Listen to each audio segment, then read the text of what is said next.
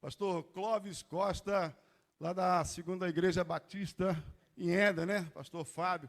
Ele recebeu o convite do nosso pastor André, ele prontamente se colocou à disposição.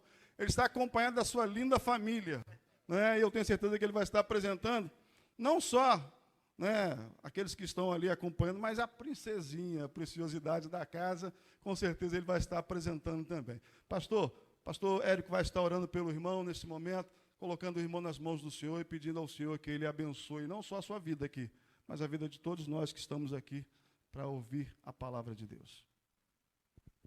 Vamos orar, irmãos. Santo Deus, eterno e amado Pai, sua palavra diz, ó Deus, que o Senhor cumprirá todo o propósito na nossa vida. Certamente há um propósito, um desígnio do Senhor especial para esta noite. E nós abrimos nossos corações e desejamos que o Teu Filho será poderosamente usado. Aquilo, ó Deus, que já queimou no coração dele, ó Pai, queime no nosso coração agora, te pedimos. Seu Filho é um vaso de honra do Senhor. E toda a instrumentalidade dele agora, ó Deus, é dedicada ao Teu serviço. E pedimos que a voz do Teu Filho seja a voz do Senhor e que encontre os nossos corações abertos para ouvir a sua voz.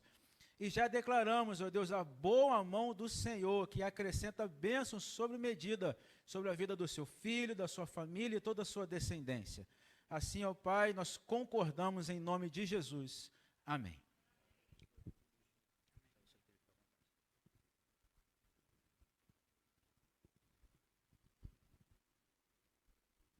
Boa noite, queridos irmãos, graça e paz.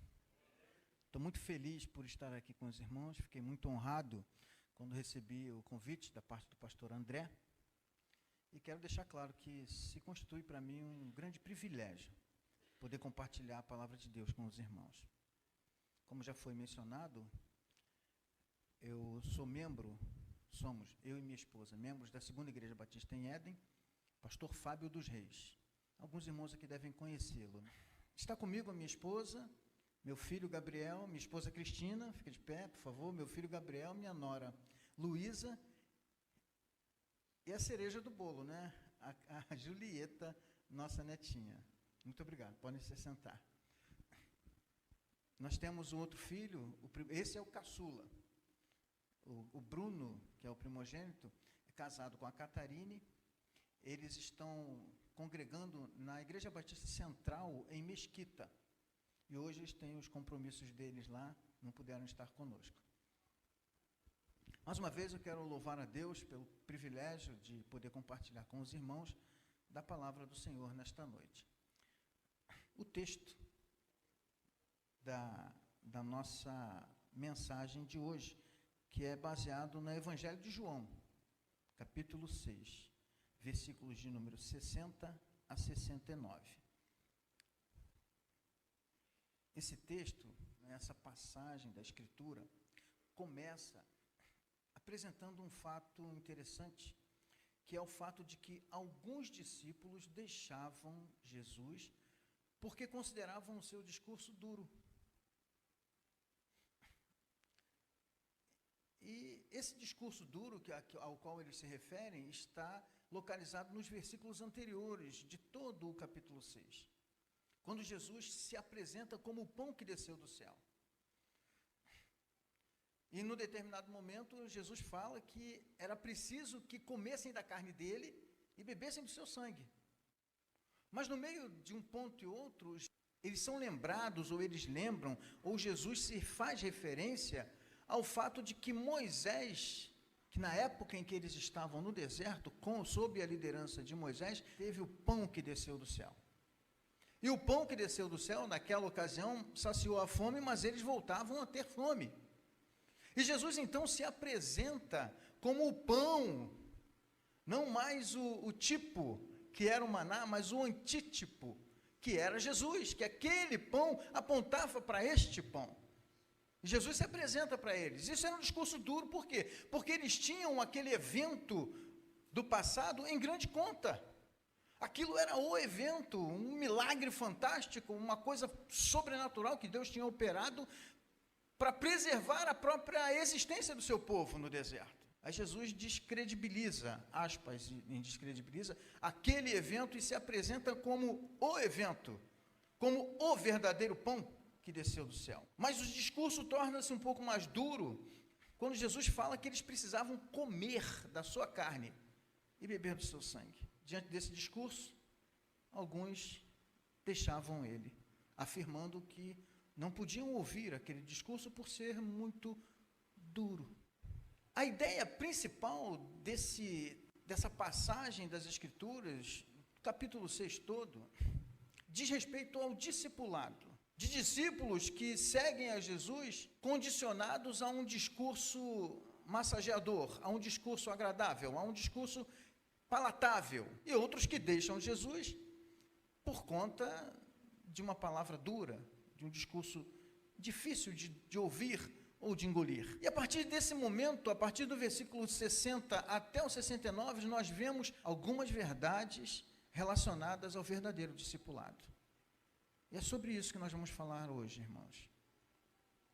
Sobre a essência do verdadeiro discipulado. Todos nós aqui nos consideramos discípulos de Jesus. Todas as igrejas, e com certeza, pelo que eu vi, esta também, existem vários modelos de discipulado, vários formatos de discipulado. Tem discipulado por relacionamento, pequenos grupos, discipulado através de crianças e tudo mais. Existem várias modalidades, porque a igreja tem que fazer discípulos. Todas essas pessoas que nós alcançamos, elas se tornam discípulos de Jesus. Foi isso que Jesus falou, ele usou essa palavra lá em Mateus, quando ele deu a grande comissão, Mateus 28, ide por todo mundo, fazei discípulos de todas as nações. Diante de tantos formatos diferentes e diferenciados a respeito do discipulado, existem 3 coisas que a gente não pode perder de vista. Essas 3 coisas precisam estar em todos os formatos, em todas as modalidades de maneiras de fazer discípulos para Jesus. E todos nós somos discipuladores. Mas uma coisa que não podemos negar é que todo o Novo Testamento, quando fala de discipulado, está se referindo a Jesus, salvo algumas raríssimas exceções, por exemplo, o caso de João Batista. Mas os seus discípulos tornaram-se discípulos de Jesus, por ordem do próprio João Batista. Existem muitas possibilidades de discipulado. Dentro dessas possibilidades, sejam elas quantas e quais forem, não podem faltar 3 verdades que tornam o discipulado essencial. A primeira verdade, irmãos, diz respeito ao fato de que se trata de uma concessão de Deus. O versículo de número 65 diz, e dizia, por isso eu vos disse que ninguém pode vir a mim, se por meu Pai não lhe for concedido. O Senhor Jesus, ele tinha muitos discípulos, mas ele separou 12 e chamou de apóstolos. Mas esses 12, existe o registro no Evangelho, de que ele foi chamando esses 12 especificamente, fulano, me segue. Então, seguir a Jesus é tornar-se discípulo dele. Mas um detalhe importante é que Jesus tinha conhecimento, por ser quem era e quem é, da soberania de Deus, até mesmo para que você pudesse se tornar um discípulo de Jesus, um discípulo dele. Quando o texto, no versículo de número 65, diz que não tem como ser discípulo de Jesus se o Pai não conceder. Ele está falando de uma coisa que implica em falta de mérito. Nós seguimos a Jesus, nós somos discípulos de Jesus, assim como aqueles também eram. Diga-se de passagem, Judas, nenhum deles era digno, nenhum deles reunia qualidades que fizessem deles alguém à altura de ser discípulo de Jesus. Assim como você e eu. Precisamos ter isso em mente, não apenas quando seguimos a Jesus como seus discípulos, mas quando buscamos alcançar outros discípulos para Jesus, porque nós não somos dignos nem disso, de chegar e oferecer esse pão que desceu do céu para outras pessoas. Nós não somos dignos. Tudo se constitui privilégio concedido pelo Pai. O discipulado é um privilégio concedido pelo Pai, e tudo que vem a partir do discipulado também é privilégio, é honra para nós. Não é porque nós somos pastor, não é porque nós reunimos dons e talentos especiais, não é porque nós tenhamos uma conta bancária gorda ou magra, não é porque sejamos velhos, jovens. Não, eles eram discípulos de Jesus porque Deus tinha concedido. Deus tinha dado a eles uma oportunidade prestigiosa, honrosa. Ele faz isso com a gente também. Eu sei que você tem seus talentos, seus dons, concedidos também por Deus. Eu sei que nós temos nossos recursos, concedidos por Deus. Nós temos nossa saúde, concedidos por Deus. Tudo que nós temos e nós somos foi concedido por Deus. Portanto, ao ser chamados por concessão para ser discípulos de Jesus, precisamos colocar tudo o que já foi concedido à disposição do discipulado.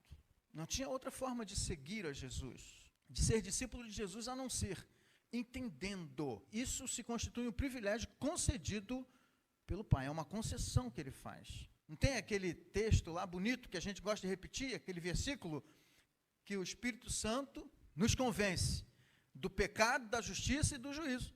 Se você confessou que é pecador, aceita a justiça de Deus e espera o juízo dele, foi porque ele tocou no teu coração.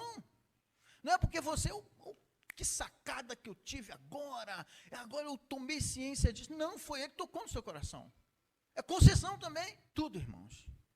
Concessão. Primeiro livro de Crônicas, capítulo 29, quando Davi está fazendo os preparativos para a edificação do templo de Jerusalém, que ele não teve o privilégio de edificar, mas o seu filho Salomão, ele convoca o povo.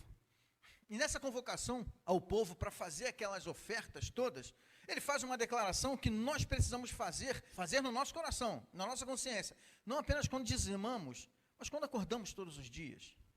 Porque se somos discípulos de Jesus, não são apenas nossos bens que pertencem a Ele, nós pertencemos.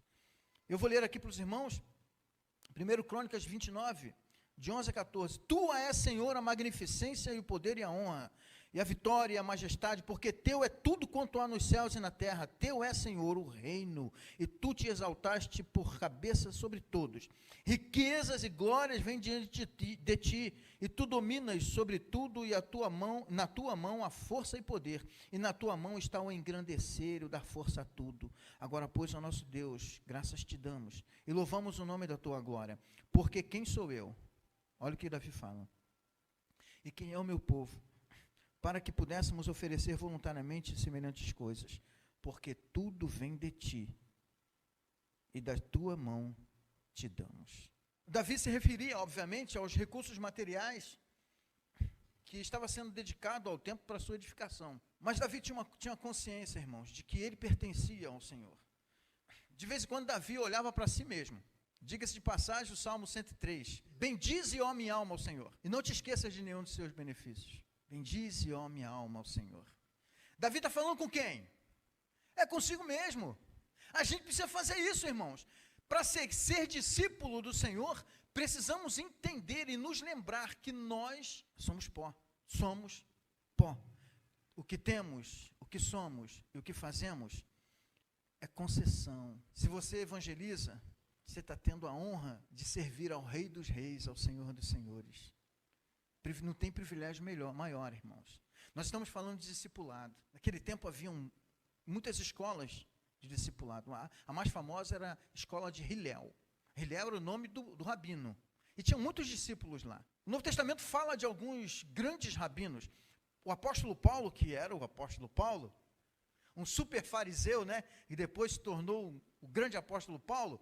Ele era discípulo de um grande rabino chamado Gamaliel. Autoridade. Gamaliel. Muitos discípulos existiam. A grande questão é, esses rabinos, eles tinham os seus discípulos, mas os discípulos de Jesus, quando faziam discípulos, os discípulos não eram deles, eram de Jesus. Porque eles faziam discípulos para Jesus, porque isso é muito maior, é infinitamente maior, ser discípulo de Jesus, do que ser discípulo de um pastor, do que ser discípulo de um apóstolo, do que ser discípulo de um discipulador que seja. Entenda isso, irmãos. Essa é a primeira questão, que não pode fugir ao nosso entendimento a respeito do verdadeiro discipulado. Trata-se de uma concessão. Por que eu estou insistindo nisso, irmãos? Porque se por acaso alguém imagina que é discípulo de Jesus por mérito próprio, não é discípulo de Jesus. Se alguém desconsidera esse fato de que ser discípulo de Jesus se constitui uma concessão do Pai, é discípulo de si mesmo, do seu ego, pode ser discípulo de uma outra pessoa, mas não é discípulo de Jesus, porque o discípulo de Jesus entende que ele está desfrutando de um privilégio concedido pelo Pai. Não perca isso de vista, irmãos. Não apenas enquanto você estiver servindo, mas enquanto você estiver discipulando outros para servirem. Não permita que alguém imagine que é seu discípulo. É discípulo de Jesus. É discípulo de Jesus. Queria pedir para os irmãos repetirem essa frase comigo e tentar não esquecer nunca mais. A soberania de Deus significa que Deus faz o que quer, quando quer, onde quer, como quer e com quem quer. Ninguém resiste a Ele não, irmãos. Então, se você aqui se considera um discípulo, vai trabalhar para o seu mestre. Não resista não. O Senhor concedeu isso, e essa concessão está atrelada à sua soberania, porque Ele faz isso com quem Ele quer, quando quer, onde quer e como quer. Mas quero dar continuidade, falando que, em segundo lugar, a essência do verdadeiro discipulado, meus irmãos, está na importância de sempre andar com Ele. Olha o versículo de número 66. Desde então, muitos de seus discípulos tornaram para trás e já não andavam com Ele. Ou seja, não eram discípulos dele. Porque o discípulo dele, que considera um privilégio estar seguindo, não o abandona por causa de um discurso que foi desconfortável ou que foi duro, porque eles deixavam de seguir a Jesus por causa disso. Porque eles afirmaram que duro é este discurso, quem o pode ouvir? É triste mesmo saber que muitas pessoas seguem a Jesus por conta das palavras agradáveis. Hoje nós temos visto, da boca de muitos profetas, por aí afora, especialmente numa plataforma chamada YouTube, massageando egos. Já viram isso? Eu já ouvi gente dizer que você é o ponto fraco de Jesus. Eu fico triste quando ouço isso. Não, você não é o ponto fraco de Jesus. Jesus não tem ponto fraco não, Ele é Deus. E por ser Deus, se Ele precisar, pela sua palavra, dar uma palavra dura no teu coração, uma palavra que fira o teu coração para salvar a tua alma, Ele vai dar essa palavra. Aquela palavra que era dura para eles lá naquele tempo, se referia, irmãos, à necessidade de eles desconstruírem uma confiança e uma credibilidade que eles tinham nos alicerces da lei e reconstruírem essa credibilidade olhando para a pessoa de Jesus. Isso foi um discurso duro, e muitas vezes é um discurso duro para nós também, quando nós temos que desconstruir alguma coisa que está massageando o nosso ego. Temos que nos livrar de alguma coisa que interrompe esse processo de discipulado, de seguimento de Jesus, porque nós às vezes só queremos palavras doces. E tem palavras duras sim, irmãos. Tem palavras duras. Palavras às vezes que nos derrubam. Lembremos do apóstolo Paulo. Paulo caiu. E Jesus fala: Paulo, duro é para ti recalcitrar contra os aguilhões. Foi concedido a Paulo o privilégio de ser discípulo. E por mais que ele resistisse, Jesus foi lá, pegou ele. Mas pegou ele por um motivo muito específico, que na minha opinião, se estabelece em duas frentes. Primeiro, porque ele tinha qualidades, ele tinha meios e recursos para fazer o que os outros discípulos não podiam, os outros 12. Jesus chamou Paulo para ir para os gentios, especificamente para os gentios. Mas Jesus, ao brigar com Paulo, a zangar com ele, a derrubar Paulo, ele faz uma pergunta para Paulo. Para Jesus era retórica, porque, irmãos, qualquer pergunta que Jesus faz para ele é retórica, porque ele sabe todas as coisas, tá? A pergunta é para despertar Paulo. Ele pergunta: Paulo, por que me persegues? Gente, Paulo não conheceu, não teve com Jesus pessoalmente, antes da ressurreição, antes daquela aparição ali, naquele momento que Paulo estava no caminho de Damasco. Então a gente não pode dizer que Paulo perseguia a pessoa de Jesus. Quem é que Paulo perseguia? Os discípulos. Torne-se Mantenha-se como discípulo de Jesus. Porque Jesus pode fazer isso em outra pessoa. Se alguém perseguir você, Jesus vai encarar como perseguição a ele. Mas você tem que ser discípulo dele, e não discípulo de homens. Então não reclama quando você é perseguido, porque você é discípulo de Jesus. Considere isso um privilégio, porque Jesus pode estar usando alguém para te perseguir, para que esse alguém caia, e Jesus levante esse alguém e torne ele um discípulo também. Andar com Jesus sempre, independente do discurso dele. Naquele tempo, e hoje também, as pessoas seguiam Jesus por incontáveis razões. Tinha gente que seguia Jesus de longe porque gostava de ouvir os seus discursos. Mas seguia de longe, talvez, porque se de repente tivesse um discurso duro, ele ia sair, ninguém ia perceber que ele saiu. Mas a gente está falando de Jesus. Não dá para Jesus não perceber alguma coisa. Então, muitos daqueles que deixavam Jesus por conta do seu discurso duro, talvez estivessem imaginando que não, vou sair daqui, como nós dizemos, sair a francesa, e ninguém vai perceber. Jesus sabia. Um dos motivos é esse, de seguir Jesus, por causa do discurso bom. Outros motivos é porque Jesus multiplicava pão, Jesus multiplicava peixe, Jesus fazia milagres que fazia as pessoas ficarem assim, ó. Fazia coisas fantásticas. As pessoas gostam. Hoje também é assim, a gente gosta de espetáculo. Gosta tanto de espetáculo que quando vê uma briga na rua, ao invés de ir lá apartar, fica tirando foto para botar no Facebook. Pessoas precisando de socorro, de ajuda, num acidente automobilístico, fica um monte de celular em volta. Mas ninguém vai socorrer. Então as pessoas gostam de espetáculo. Então as pessoas seguiam Jesus por causa dos espetáculos, porque era espetacular ver o que Jesus fazia. Mas de vez em quando Jesus também tinha uma bela cajadada e as pessoas o deixavam. E essa é a segunda questão, o segundo ponto essencial ao discipulado. O discípulo de Jesus, ele segue Jesus em toda e qualquer circunstância. Independe de estar sendo acariciado ou disciplinado. Independe de estar passando um bom momento na sua vida ou de estar passando uma provação dura e ardente. O discípulo de Jesus não deixa de ser discípulo por causa das suas provações, por causa das suas dificuldades. Porque pode ser que a provação esteja vindo dele. E a provação tem um propósito. Nós não podemos, em hipótese alguma, considerar a possibilidade de deixar o seguimento de Jesus por conta de alguma dificuldade na nossa caminhada. O Evangelho de João, capítulo 8, verso 31, diz o seguinte: Jesus dizia, pois, aos judeus que criam nele: se vós permanecerdes na minha palavra, verdadeiramente sereis meus discípulos. Lembram?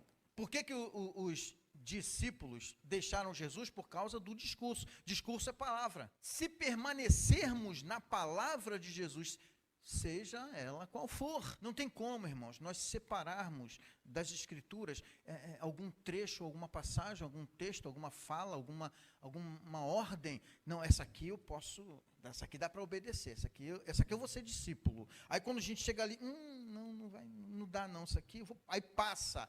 Não, o que Jesus fala é para nós, o que quer que seja que ele fale. Tão de perto que sejamos capazes de ouvir o seu sussurro, sejamos capazes de ouvir a sua risada de alegria, de contentamento por conta do nosso seguimento, sermos capazes de ouvir o seu lamento quando nós o decepcionamos, mas nós não podemos nos afastar dele, seja qual for a mensagem que a gente ouça da parte dele. Eu gostaria que os irmãos lessem comigo essa frase. Andar como discípulo de Jesus é se deixar conduzir por ele em obediência, sabendo que tudo é ensinamento para a vida. Tudo, irmãos, tudo. E nessa frase ele fala de obediência. Os discursos de Jesus implicavam muitas das vezes, pedagogicamente, em obediência. E a gente às vezes a gente faz um pouco de confusão em relação à obediência. Se a gente vai fazer uma coisa que para nós faz todo sentido, a gente não pode dizer que está sendo obediência no sentido estrito de obedecer a Jesus. A gente pode dizer que está usando o nosso bom senso. Tem um momento que um discípulo de Jesus, Pedro, foi pescar de madrugada, ele e a sua equipe de pescadores, mas eles não tinham pescado nada. Aí Jesus aparece de manhãzinha e fala assim, tudo bem, tal, conversando lá, joga a rede do lado direito. Aí Pedro fala para Jesus, Senhor, nós pescamos a noite toda, nós trabalhamos, não tem peixe. Mas ele não fica só aí. As palavras daquele discípulo tiveram uma entonação de obediência que nós precisamos entender e aceitar como discípulos de Jesus. Ele fala assim: nós não pescamos nada a noite inteira, mas sobre a tua palavra nós lançaremos a rede. Isso é obediência. Não faz sentido para mim, Senhor. E eles lançaram a rede, vocês conhecem a história, 150 grandes peixes. Tiveram que pedir ajuda do outro barco, ajuda a gente aqui, porque é muita coisa para nós, as redes estavam se rompendo. O resultado da obediência ao mestre, como discípulos que somos, pode gerar, irmãos, em nossas vidas abastança. Às vezes, irmãos, as lutas que nós passamos, as dificuldades que nós enfrentamos na nossa vida, as nossas provações, não fazem sentido para nós. Mas o Senhor pode ter um propósito. E em meio às dificuldades, em situações que não fazem sentido, nós devemos manter a obediência, porque seguir a Jesus sob qualquer hipótese, em qualquer circunstância, ou até a adversidade, requer obediência, gente. Se não estiver disposto a obedecer como quem obedece a Deus, porque é isso que Jesus é, né? Vocês sabem, nós sabemos. Se não estivermos dispostos a obedecer nesta perspectiva, nós vamos abandoná-lo. Mesmo que não faça sentido, irmãos. O discípulo anda com Jesus bem de perto e o tempo todo. Terceiro lugar, irmãos, a essência do verdadeiro discipulado está na necessidade de termos a motivação correta. Gente, a gente precisa estar motivado para fazer as coisas, não tem? Pessoa desmotivada, ela não produz, não consegue viver, porque ela não consegue ter utilidade, encontrar utilidade no fato de acordar pela manhã e começar o seu dia. Sem motivação, a gente não faz nada. A gente não produz no trabalho, a gente não rende nos estudos, a gente não serve na igreja. Posso ficar a noite inteira aqui enumerando coisas e situações onde nós não vamos render se nós não estivermos motivados. A grande questão é que quando Jesus vira para o discípulo e pergunta assim: vocês também não querem sair, depois que os outros saíram? Aí Pedro vem e responde assim, verso 68, respondeu-lhe, pois, Simão Pedro: Senhor, para quem iremos nós? Tu tens as palavras de vida eterna. Gente, Pedro tinha testemunhado tudo o que Jesus tinha feito. Ele viu, e depois também testemunhou outras coisas. Ele viu multiplicação de pães, de peixes. Eu vi os discursos bons e maus. Ele viu Jesus fazer milagres. Primeiro, ele estava presente no primeiro milagre lá nas bodas de Caná, no Evangelho de Lucas, quando Jesus transformou a água em vinho. Jesus viu aquele monte de coisa. O Pedro viu aquilo tudo. Ele poderia ficar extasiado, e nesse momento aqui, ele respondeu: Senhor, para quem iremos nós? Só tu transformas água em vinho? Para quem iremos nós, Senhor? Só tu faz isso, só tu faz aquilo, só tu faz... Poderia sim, irmãos, e seria válido, porque só Jesus tinha feito mesmo aquilo. Mas a motivação de Pedro para seguir a Jesus e não abandoná-lo era porque apenas Jesus oferecia esperança de vida eterna. Apenas Jesus. Para quem iremos nós? Pergunta retórica. Gente, Pedro era discípulo, Jesus era o mestre. Era algo afrontoso um discípulo fazer uma pergunta retórica para o seu mestre, porque em tese o mestre sabe mais do que o discípulo. Então, quando a gente faz uma pergunta retórica, a gente está dizendo: tu não sabe a resposta? A gente não pode ofender o nosso mestre dessa forma. Mas Pedro ousou dizer para Jesus, que é onisciente: para quem iremos nós? A grande questão, irmãos, é que tem uma coisa interessante aí, nessa pergunta retórica de Pedro. Pedro não responde assim: para onde iremos nós? Para quem iremos nós? Porque todos nós temos necessidade de referências, irmãos, pessoais, que se você não for discípulo de Jesus, você vai ser discípulo de outra pessoa. Tome cuidado, irmãos. Quem é o seu mestre? Se o seu mestre não é Jesus, tome cuidado. Se a pessoa que você segue não tiver Jesus como mestre, você está em risco. E Pedro pergunta, retoricamente: Senhor, para quem iremos nós? Para quem iremos nós? Eu quero lembrar aos irmãos que Jesus é a nossa referência suprema. Não é a nossa referência como mestre, não é a nossa referência superior, porque Jesus não é superior simplesmente a todos os outros mestres. Ele é supremo. Ele é Os irmãos têm ideia do que significa essa expressão, Supremo. Nós temos, por exemplo, na nossa política, nós temos, por exemplo, lá uma instituição chamada Supremo Tribunal Federal. Quem está acima do Supremo Tribunal Federal? É por isso que ele é Supremo. As decisões vão passando de instância em instância, os recursos passando, chega lá no Supremo, não tem mais para onde recorrer. Por isso que eles chamamos de Supremo Tribunal Federal. Não é um tribunal superior, porque tem outros que são superiores uns aos outros, mas Supremo. Jesus é a nossa referência suprema, irmãos, em termos de segmento, em termos de discipulado. A honra é grande demais. Não é ser discípulo de Gamaliel. Quem era Gamaliel? Discípulo de Paulo. Gente, essa briga era uma briga feia que estragava a igreja. Ser discípulo de pessoas. Primeira carta de Paulo aos Coríntios. Paulo desce o cajado na igreja de Corinto, já começa lá no início da carta falando: eu estou muito chateado com vocês, de ouvir de alguns da casa de Cloé, quem conhece o texto vai lembrar, né? Que estão reclamando, que vocês estão uns dizendo assim: eu sou de Paulo, eu sou de Apolo, eu sou de Cefas, eu sou de Cristo. Opa, colocou Cristo no mesmo nível de Paulo, Apolo e Cefas? Gente, isso é terrível, não tem como fazer isso não, gente. Nós admiramos nossos pastores, admiramos nossos pais, admiramos filhos também, quando os filhos nos deixam com o coração feliz, satisfeito, como Gabriel e Bruno, que deixam o pai e a mãe dele muito satisfeitos, muito felizes. Nós admiramos nossos filhos também, mas não podemos colocar Jesus no mesmo patamar. É o concurso, é supremo.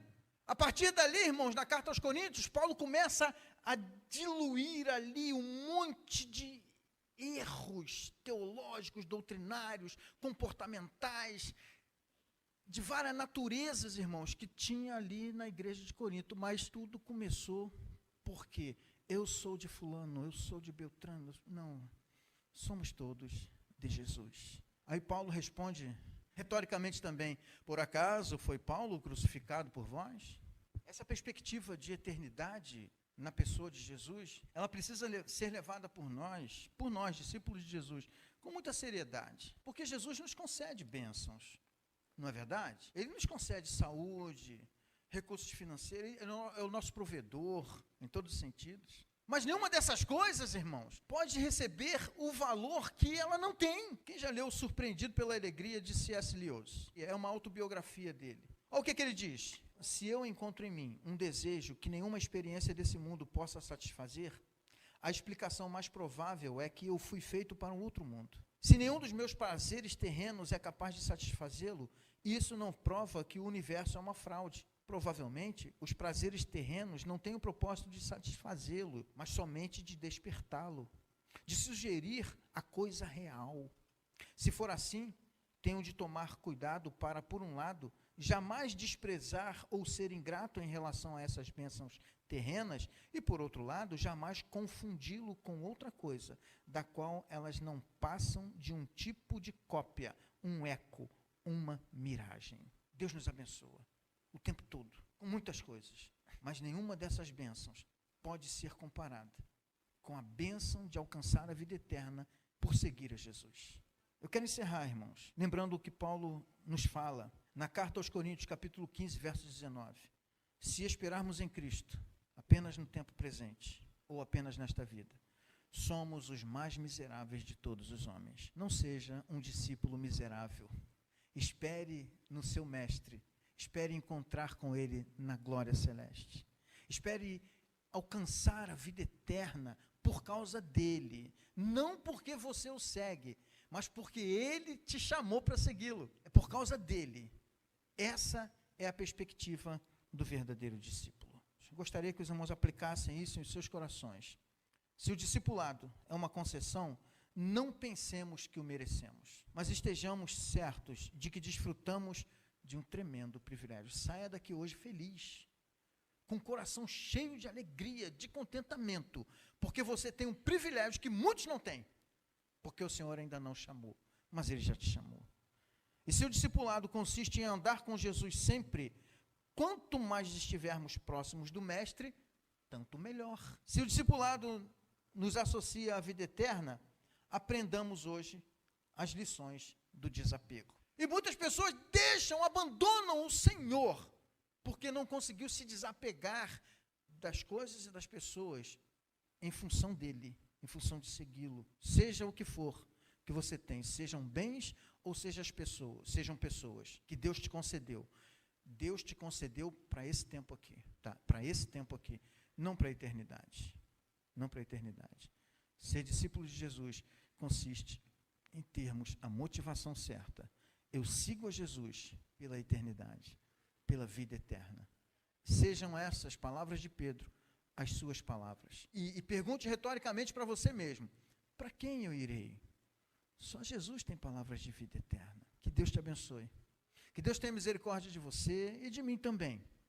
Para que nesse segmento, nesse discipulado, nós tenhamos a perspectiva certa, correta, entendendo e aceitando que se constitui uma concessão, que nós temos que segui-lo de perto e sempre, e que a nossa motivação deve ser a eternidade, não esse mundo aqui. Esse mundo aqui está acabando. Tudo aqui morre e perece. Vai acabar um dia, mas a eternidade não. Que a bênção do Senhor seja sobre a tua vida.